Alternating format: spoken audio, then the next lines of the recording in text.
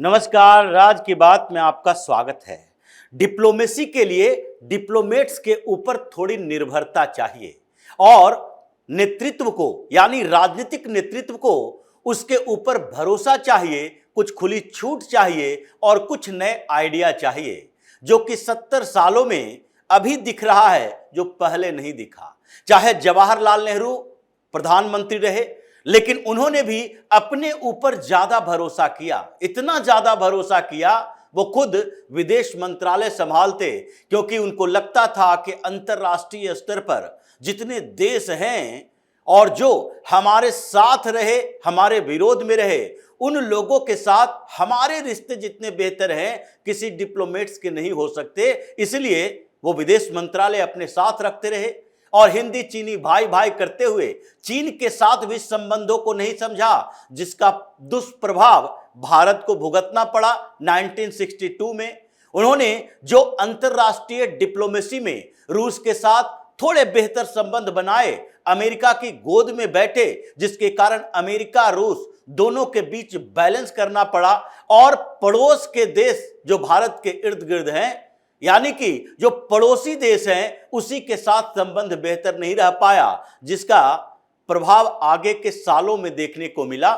जवाहरलाल नेहरू के बाद लाल बहादुर शास्त्री वो विदेशी संबंधों पर ज्यादा जोर नहीं देते रहे, वो डिप्लोमेटिक तरीके से उन लोगों के हवाले कर दिए कि अंतर्राष्ट्रीय स्तर पर बदल रही व्यवस्थाओं में आप ध्यान दो, विदेश मंत्री की जिम्मेदारी होगी, लेकिन हम अंतर्राष्ट्रीय नहीं राष्ट्रीय मुद्दों पर बात करेंगे, वहीं पर सीमित रहेंगे। ज्यादा कोशिश की, लेकिन उसके बाद भी इंदिरा गांधी से लेकर राजीव गांधी तक हर समय इन लोगों ने अपने लिंक के ऊपर, लॉबी के ऊपर ज्यादा भरोसा किया और खुद में इतना टैलेंट नहीं था कि किसी भी तरीके से पड़ोस के देशों के साथ साथ यूरोप, अमेरिका, रूस को बैलेंस कर सके, संभाल सके।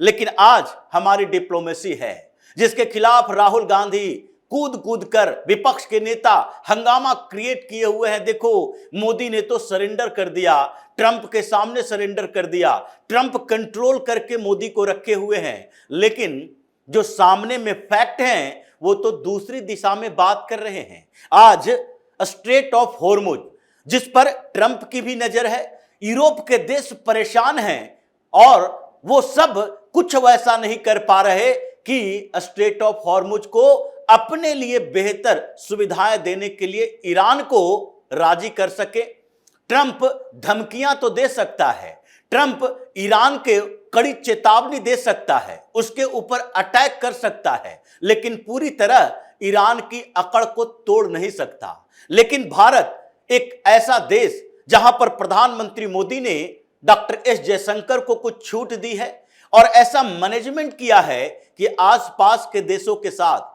जहां पर कुछ भारत विरोधी काम भी हो रहे थे, आज भारत के सामने सरेंडर कर चुका है। बांग्लादेश को देखिए, पहले बांग्लादेश में भारत विरोधी गतिविधियां इतनी तेज हो गई थी जिसकी वजह से बांग्लादेश पाकिस्तान और चीन के गोद में बैठा हुआ था। वहां पर रिजीम चेंज हुआ और उसके बाद भारत के खिलाफ जमातियों का हंगामा शुरू हो गया। एक ऐसा फ्रंट खोलने की कोशिश पाकिस्तान ने किया जहां से फिर से आतंकवादी भारत में भेज सके, बॉर्डर को अस्थिर कर सके। स्थितियां बदली और आज बांग्लादेश की स्थिति वो है कि वो भारत के सामने पूरी तरीके से सरेंडर कर चुका है। वहां के प्रधानमंत्री ये बात कर रहे हैं, नहीं नहीं, भारत के साथ तो हम मिलजुल कर ही काम करेंगे, और वहां का इंटेलिजेंस चीफ भारत आता है अपना इनपुट लेकर कि देखिए थोड़ा सा भारत की और मदद की जरूरत है, क्योंकि इससे हम उस नेटवर्क को तोड़ सकते हैं जो एंटी इंडिया एक्टिविटी में पाकिस्तान का साथ दे रहा है। वो बांग्लादेश का इंटेलिजेंस चीफ भारत आकर ये बातें करता है और बांग्लादेश का प्रधानमंत्री तो सीधे सरेंडर करता है भारत के सामने, मोदी के सामने। और आज बांग्लादेश की डिपेंडेंसी एनर्जी के सेक्टर में, जो कि इस ईरान वार के क्राइसिस में दब गया था, उसमें भारत के ऊपर निर्भरता है। और भारत अपनी आवश्यकताओं के साथ साथ बांग्लादेश की आवश्यकताओं की भी पूर्ति कर रहा है। मालदीव, मलेशिया, श्रीलंका, ये सारे पड़ोस के देश जो हैं वो भी भारत के ऊपर निर्भर हैं। एक दो देश नहीं, संख्या बहुत सारी है। पाकिस्तान वैसा पड़ोसी देश है जो भारत का दुश्मन देश है, इनेमिक कंट्री है, और इसीलिए भारत मदद नहीं कर रहा तो पाकिस्तान में अराजकता वाली स्थिति पैदा हो गई है। लेकिन खैर, ये तो पड़ोसियों के साथ संबंध बेहतर चल रहे हैं। लेकिन ईरान वार में जिस तरीके से प्रधानमंत्री मोदी ने एंट्री मारी और पूरी दुनिया में इस बात की चर्चा होने लगी कि भारत इस क्राइसिस से अपने आप को कैसे बचा पा रहा है, किस तरीके से बेहतर मैनेजमेंट कर रहा है। ईरान भी कभी भारत को दुश्मन देश नहीं मान रहा, वो ये कहने को मजबूर हो रहा है कि नहीं, भारत जैसे देश के साथ हम बेहतर संबंध भी रखेंगे और स्ट्रेट ऑफ हॉर्मुज से भारत के पोत भी आएंगे, कॉमर्शियल पोत आएंगे, और फिर उसकी सुरक्षा कौन करेगा? Indian navy. हॉर्मुज से लेकर भारत तक अरब सागर से होते हुए ये पूरे खाड़ी क्षेत्रों को पार करते हुए इंडियन नेवी के पास जितने इनपुट हैं, कौन कौन से रूट से जा सकते हैं, वो कॉमर्शियल शिप को दे रहा है, उसकी सुरक्षा कर रहा है। भारतीय झंडा, तिरंगा हॉर्मुज में लहरा रहा है और हर रोज कुछ कॉमर्शियल शिप ये ऑयल टैंकर लेकर, एलपीजी लेकर भारत की तरफ बढ़ रहे हैं। और इससे ईरान को समस्या नहीं है, बल्कि ईरान ये कह रहा है कि देखो, जो हमारे साथ खड़ा है, जिसके साथ हमारे बेहतर संबंध है, उसे हम टच नहीं करेंगे। लेकिन जो एनिमी कंट्री है, जो ट्रंप के साथ खड़ा है, अमेरिका और इजराइल के साथ खड़ा है, उसे हम छोड़ेंगे नहीं। लेकिन क्या भारत इजराइल और अमेरिका के साथ खड़ा नहीं है? क्या भारत, प्रधानमंत्री मोदी इजराइल से बातचीत नहीं कर रहे? क्या ट्रंप प्रधानमंत्री मोदी से बातचीत करने को मजबूर नहीं हो गया? इजराइल की बात तो अलग है। इजराइल और भारत के बीच संबंध कंटिन्यूअस तरीके से बेहतर ही रहे हैं। ये अमेरिका भारत के संबंध की तरह नहीं है। बेंजामिन नेतान्याहू उस समय भी प्रधानमंत्री मोदी को फोन किए जबकि गाजा पीस प्लान पर चर्चा हो रही थी। इनिशिएटिव ट्रंप ले रहा था, भारत उससे बाहर था। भारत अपनी भूमिका उसमें शामिल करना नहीं चाहता था। पाकिस्तान उसमें पार्टिसिपेट कर रहा था। और उस समय, उस क्राइसिस के दौर में, जो कि इजराइल को पता था कि भारत का सहयोग हमें चाहिए, पाकिस्तान को भी बैलेंस करने के लिए और अमेरिका को भी बैलेंस करने के लिए, क्योंकि इजराइल और अमेरिका के बीच संबंध कितने भी बेहतर हों, इजराइल अमेरिकियों पर भरोसा नहीं करता। उसे पता है कि यह वही अमेरिका है जिसने मोसाद के साथ डील भी की और मोसाद के एजेंटों के खुफिया जानकारी बेची भी। ये वही अमेरिका है जिसने यहूदियों को कभी भी हिटलर से बचाया नहीं। जब इधर उधर भाग रहे थे तो अमेरिका के तट से वापस कर दिया, वहां टिकने नहीं दिया, रुकने नहीं दिया। इसलिए पूरी तरह से अमेरिका पर, अमेरिका के लोगों पर भरोसा नहीं, वहां के लीडरशिप पर भरोसा नहीं।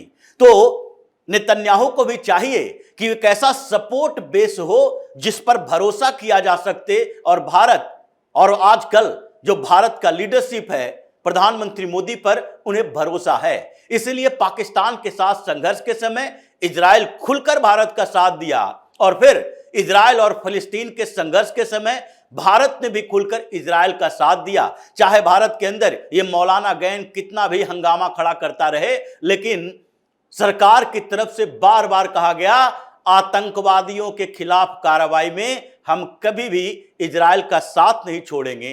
फिलिस्तीन से समस्या नहीं, हमास से तो है, हिजबुल्लाह से तो है। इसलिए इजराइल के साथ भारत हमेशा खड़ा रहा। इसलिए प्रधानमंत्री मोदी और नेतन्याहू के बीच बातचीत भी रेगुलर होती है, सपोर्ट एक दूसरे का होता है, टेक्निकल सपोर्ट से लेकर खुफिया सपोर्ट तक एक दूसरे का आदान प्रदान होता है।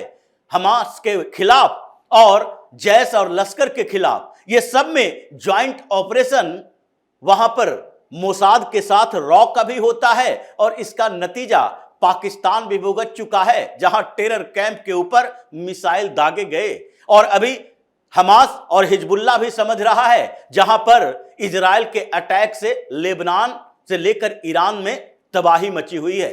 तो इस बीच प्रधानमंत्री मोदी ने जिस तरीके का मैनेजमेंट किया, उसमें स्ट्रेट ऑफ हॉर्मुज जिसके ऊपर पूरी दुनिया की नजर है, वो सारे के सारे देशों का सरेंडर मोड दिख रहा है। G7 की बैठक हुई फ्रांस के अंदर और उसमें अमेरिका, रूबियो भी शामिल हुआ था। America, Japan, Canada, Britain, France, Germany, ये सारे देश, लेकिन लीड कौन कर रहा था? इन सारे मामलों में लीड करने की भूमिका में डॉक्टर एस जयशंकर ही दिख रहे थे। यूरोप के देशों ने मोदी को लीडर माना।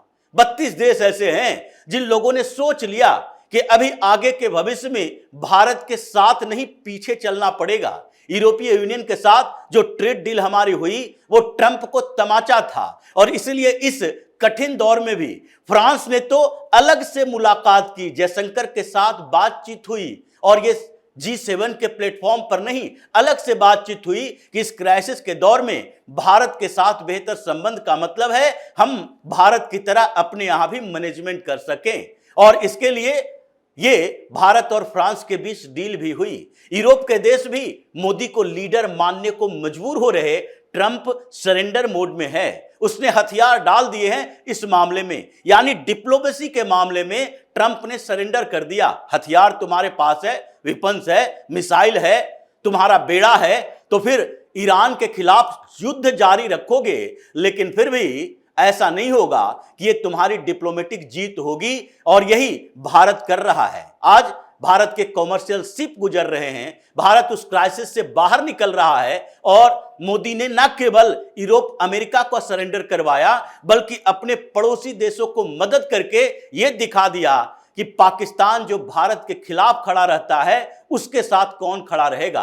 आज चीन भी सरेंडर मोड में है और रूस के साथ संबंध तो पहले से 10 गुना ज्यादा हो गया है।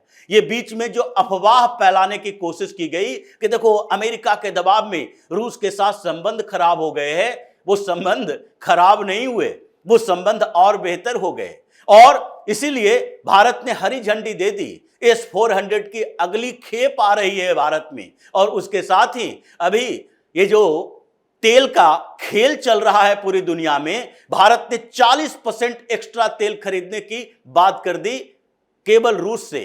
वो रूट भी तैयार हो गया है और आगे अरब के ऊपर निर्भरता कम करने की कोशिश भी की जा रही है। स्ट्रेट ऑफ हॉर्मुज में अब ये सारा भारत की निर्भरता 80% वहां खाड़ी देशों से नहीं रहेगी।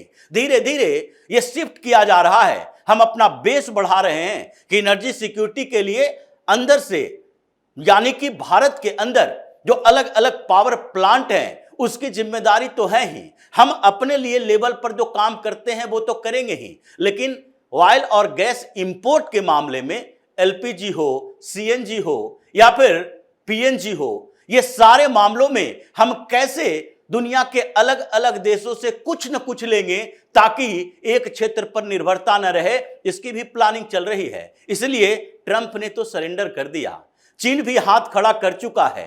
रूस से हमारे बेहतर संबंध और भी बेहतर हो गए हैं। यूरोप के देश अब भारत के सामने झुका हुआ महसूस करता है, देख रहा है कि नहीं, इस समय तो भारत के पीछे विकसित देश नहीं, विकासशील और पिछड़े देश भी खड़े हैं। तो ऐसी स्थितियों में अगर भारत का विपक्ष, ये राहुल गांधी का गैंग अफवाह फैलाने की कोशिश करता है, जो हंगामा क्रिएट करने की कोशिश करता है, ये अराजकता का माहौल पैदा करता है, उसको ये सोच लेना चाहिए कि हमने अपने पड़ोस को सुरक्षित किया है। बांग्लादेश से बेहतर संबंध, नेपाल का नया प्रधानमंत्री भारत के साथ बातचीत करके दोनों के साथ ज्वाइंट एक्शन की बात कर रहा, चीन को छोड़ चुका है और दूसरी तरफ पाकिस्तान अपने चारों तरफ दुश्मन देशों से घिरा है। अफगानिस्तान के साथ बेहतर संबंध हमने बनाए और अफगानिस्तान पाकिस्तान के बीच जंग चल रहा है। ईरान हमारे साथ खड़ा है, हम उसके साथ बैकअप देने को तैयार हैं और दूसरी तरफ पाकिस्तान और ईरान के बीच तनाव फिर से बढ़ गया है। ये डिप्लोमेटिक विन कहते हैं, इसको बेजोड़ कूटनीति कहा जा सकता है, जिसका असर अभी दिखाई पड़ रहा है। ऐसे दौर में भी भारत कहां खड़ा है, अमेरिका किस दोराहे पर खड़ा है और पाकिस्तान की हालत कैसी पतली होती जा रही है। तो इसी तरह की खबरों के साथ फिर से हाजिर होंगे, तब तक के लिए बने रहिए हमारे साथ और देते रहिए हमें सहयोग, ताकि इसी तरह की खबर हम आपके लाते रहे। धन्यवाद।